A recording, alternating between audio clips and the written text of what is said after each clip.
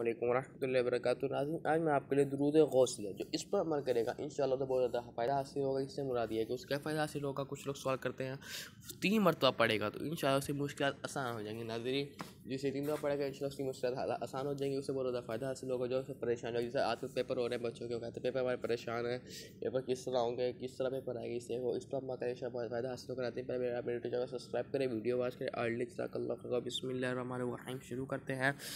दुरूद गौसिया 3 मरतबा रोज़ाना पढ़ें, तमाम मुश्किलात आसान हो जाएंगी। अल्लाहुम्मा सल्लि अला सय्यिदिना व मौलाना मुहम्मदिन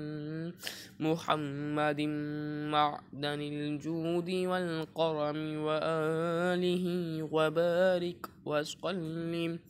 नाज़रीन, जैसे कि आप इस दूध पाक को पढ़ेंगे आपकी हर मुश्किल हल हो जाएगी। नाज़रीन, इसलिए मेरे चैनल को सब्सक्राइब करें, वीडियो वॉच करें। अल्लाह जज़ाकल्लाह।